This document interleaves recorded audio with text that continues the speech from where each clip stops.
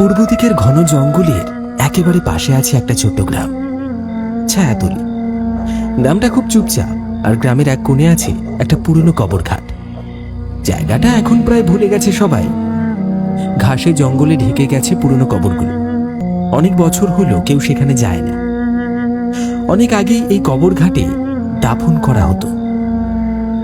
জঙ্গলের ভেতর থেকে পাওয়া যেত অচেনা, নাম না জানা মৃতদেহ। তারা কারা ছিল, কোথা থেকে এসেছিল, কেউ জানে না। লোকজন বলে আজও যদি কেউ খুব ভোরে কিংবা রাতে জঙ্গলের রাস্তা দিয়ে ওই দিকে যায়, তখন হঠাৎ শোনা যায় কিছু শব্দ। কখনো কারোর গোঙানোর মতো, কখনো হাসির মতো, আবার কখনো শোনা যায় ভারী নিঃশ্বাস ফেলার শব্দ, যেন কেউ একা একা কবরের পাশ দিয়ে হাঁটছে। ছায়াতলের মানুষজন তাই সূর্য ডোবার পর ওই পথে পা রাখে না।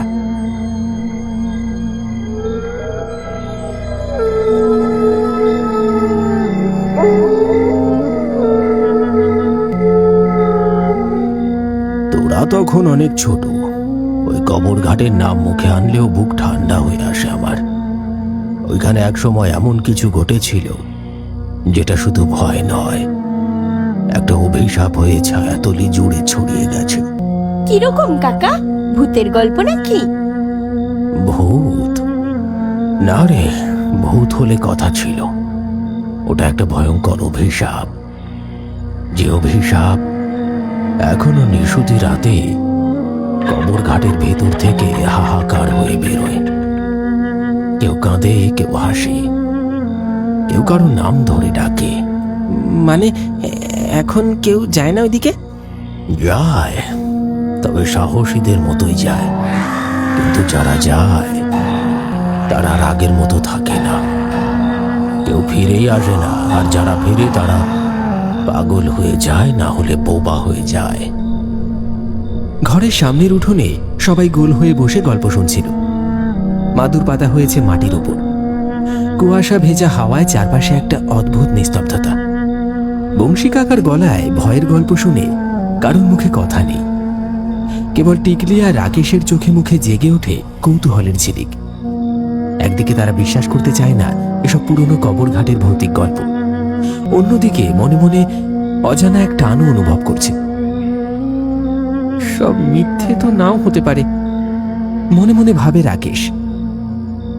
আচ্ছা, সত্যি যদি কেউ ওখানে গিয়ে আর না ফেরে? নানান ভাবনায় ডুবে যায় টিকলি। নানান কথা ভাবতে ভাবতে তারা ঘরের মধ্যে এসে বসে। রাকেশ, তুই কি সত্যি বিশ্বাস করলি কাকার ওইসব কথা? বিশ্বাস ঠিক করতে পারছি না, তবে কাকার চোখের ভাষা দেখেছিস? মিথ্যে হলে এমন কাঁপা কাঁপা গলায় বলতো। তা ঠিক, কিন্তু ভূত যদি থেকেও থাকে, ওরা কি দিনের বেলাতেও বেরোয়? আমরা যদি কাল দুপুরে যাই, তখন তো রোদ থাকবে, আলো থাকবে, তখন তো কিছু ঘটার কথা না। হ্যাঁ, দিনে গেলে ভয় কম লাগবে। শুধু একটু ঘুরে দেখব কবরঘাটটা এখন কেমন দেখায়। সত্যি কি কোনো কিছু আছে নাকি সব মিথ্যা? আর যদি সত্যি কিছু দেখি, তাহলে বুঝতে পারবো যা শুনেছি তা সবটাই গল্প নয়। আর যদি কিছু নাই দেখি? তাহলে অন্তত মন থেকে সেই ভয়টা চলে যাবে। তারা দুজনে সিদ্ধান্ত নেয় পরদিন দুপুরে রোদের আলো থাকতে থাকতে একবার ঘুরে আসবে সেই পুরনো কবরঘাটের দিকে। দেখবে, খুঁজবে এতকাল যেটা শুধু গল্পে শুনেছে সেটা সত্যি কিনা। রাত গভীর হয়েছে। গল্প শেষ করে সবাই যে যার ঘরে চলে গেছে। আকাশে মেঘ, মাঝে মাঝে হালকা ঠান্ডা হাওয়া বইছে। টিকলি নিজের ঘরে শুয়ে পড়েছে চুপচাপ, জানালার বাইরে তাকিয়ে আছে। ওই পুরনো কবরস্থানে সত্যি কি কিছু আছে ওখানে, নাকি কাকা আমাদের ভয় দেখাতে গল্প বলেছিল? না, কাল দুপুরে আমি নিজেই দেখে আসব, তাহলে সত্যিটা বেরিয়ে আসবে। অন্যদিকে রাকেশ নিজের ঘরে কাঁথা গায়ে শুয়ে আছে, ছাদের দিকে তাকিয়ে। ওই কবরস্থানে কেউ গেলে আর আগের মতো ফেরে না, কথাটা মাথা থেকে সরছে না। তবু কেন যেন একটা টান লাগছে। কাল দুপুরে যেতেই হবে, টিকলিকে নিয়ে যাব। হ্যাঁ, একা যাওয়া ঠিক হবে না। রাত নীরব হয়ে আসে, শুধু ঘড়ির টিকটিক শব্দ। দূরে কোথাও পেঁচা ডাকছে, দুজনে শুয়ে পড়েছে ঠিকই, কিন্তু তাদের চোখে ঘুম নেই। একটা অদৃশ্য হাত যেন টানছে তাদের।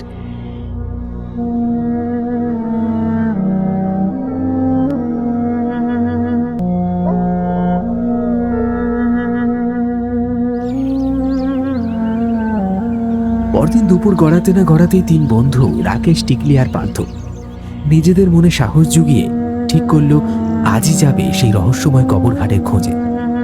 সঙ্গে নিল একটা শক্ত টর্চ লাইট, মোটা বাঁশের লাঠি আর চার্জফুল মোবাইল। আকাশে তখনও রোদ, কিন্তু হাওয়ার মাঝে যেন কেমন একটা অজানা অস্বস্তি বইছে। গল্প তো অনেক শুনলাম, এবার দেখি সত্যি কিছু আছে কিনা সেই কবরঘাটে।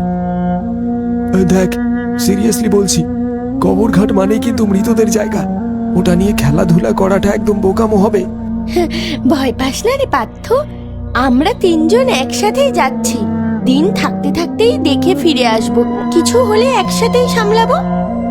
তারা তিনজন রওনা দিল। সূর্য ডোবার একটু আগেই ছায়াতলি গ্রামের পশ্চিম দিকটা, যেটা দিনের বেলাতেও যেন অন্ধকারে ঢাকা। ওখানে গাছগুলো এত ঘন, এত পুরনো, যেন শত বছর ধরে কেউ আলোর মুখ দেখেনি। চারপাশে এক অজানা নীরবতা, শুধু শুকনো পাতায় পায়ের আওয়াজ আর মাঝে মাঝে হাওয়ায় দুলে ওঠা বাঁশ বনের শব্দ। একটা দুটো অজানা পাখির ডাক দূর থেকে ভেসে আসছে, ঠিক যেন কেউ বা কিছু খেয়াল রাখছে ওদের দিকে। তাদের ছায়া ধীরে ধীরে দীর্ঘ হতে হতে গাছেদের মধ্যে হারিয়ে গেল। আলো কমে আসছে আর অন্ধকার যেন গিলে ফেলছে চারপাশটা। ওরা জানতো না সেই পুরনো কবরঘাটে শুধু পুরনো ইতিহাস নেই, ওখানে কিছু ভয় এখনো জেগে আছে।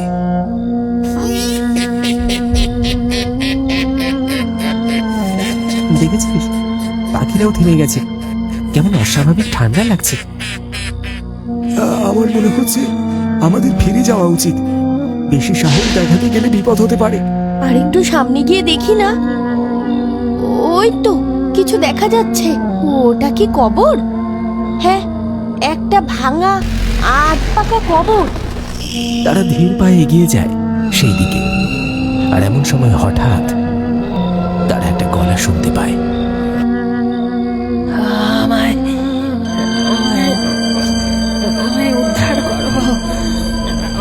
আমায় উদ্ধার করো। কে কে ওখানে? ঠিক তখনই তারা দেখল ভাঙা কবরটা থেকে ধীরে ধীরে কালো ধোঁয়া পাখি দেখে উঠে আসছে। ধোঁয়াটা কোনো হাত পা নেই, মুখ নেই, শুধু দুটো জল জলে চোখ তাকিয়ে আছে ঠিক ওদের দিকেই। ধোঁয়াটা ধীরে ধীরে পাখি দেখে ভেসে আসছে তাদের দিকে। ওইটা সেই ভূত। ও আমাদের সবাইকে মেরে ফেলবে। পালা পালা সবাই পালা। টিকলি, ওটা আমাদের দিকে আসছে, দৌড় দে। এবার না পালালে শেষ হয়ে যাবো রে আমরা। পার্থ, রাকেশ আর টিকলি পেছনে না তাকিয়ে দৌড়াতে লাগলো, আর পেছনে সেই কালো ধোঁয়া যেন নিঃশ্বাস ফেলতে ফেলতে তাড়া করে চলেছে ওদের। চারপাশে কেবল নিস্তব্ধতা আর বুক ধড়ফড় করা একটা থমথমে ভয়। কেউ থামবি না, কেউ থামবি না। সবাই সবাই প্রাণপণে ছুট, দাঁড়ালেই মরবো আমরা। সবাই প্রাণপণে ছুটে পালাচ্ছে।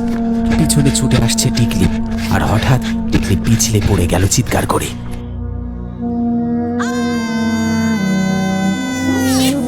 ছায়াটি মাথার উপরে ভেসে উঠল, তারপরে টিকলির গায়ের উপর ঝাঁপিয়ে পড়ল ছায়াটা।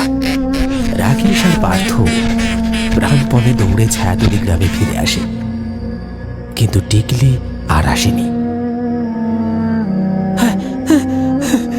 এবার কি হবে? এবার কি করব? টিকলি যে ওখানেই পড়ে আছে। বংশী কাকা ঠিক কথাই বলেছিল, ওই ভূত টিকলিকে ছাড়বে না। আর ওই ছায়াটা ওর ভিতরে ঢুকে গেল রে রাকেশ। আমি দেখেছি, আমি নিজের চোখে দেখেছি।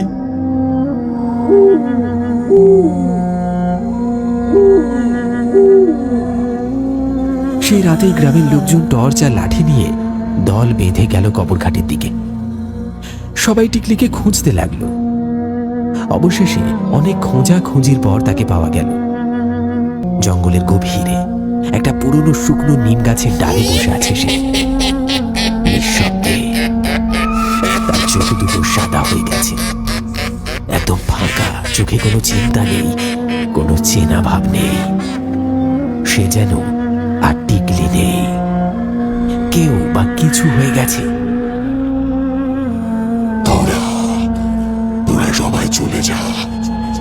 এইখানে কি করছিস তোরা? কি করছিস? আমি ওকে আনিনি, ওই এসেছিল আমার কাছে। আমি ওকে ছাড়বো না। আমায় থাকতে হবে এখানে। অনেক অনেক কাজ এখনো বাকি। পাশে থাকা এক বৃদ্ধ কাঁপা গলায় বলে ওঠে, টিকলি না, টিকলির উপর কোনো জিন ভর করেছে, এক্ষুনি ওঝা ডাকতে হবে। গ্রামের কিছু লোক ছুটে যায় পাশের গ্রাম থেকে রমেশ ওঝাকে ডেকে আনতে।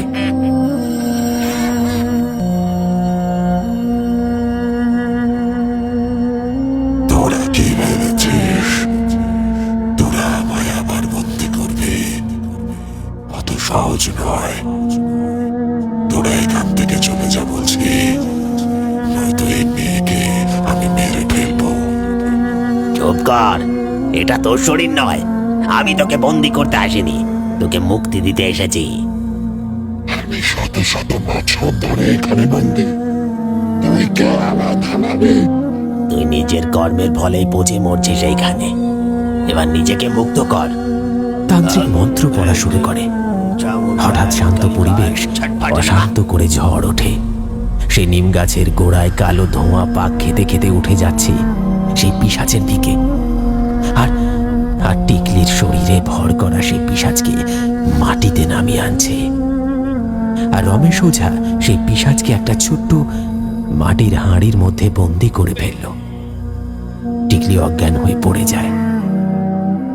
কয়েক ঘন্টা পর জ্ঞান ফিরে আসে। কিছু মনে নেই তার। কবরঘাটটা আবার নীরব। সেই রাতের পর আর কেউ কবরঘাটের ছায়া দেখেনি। এইরকম ভিডিও পেতে আমাদের ইউটিউব চ্যানেলটি সাবস্ক্রাইব করুন। ধন্যবাদ।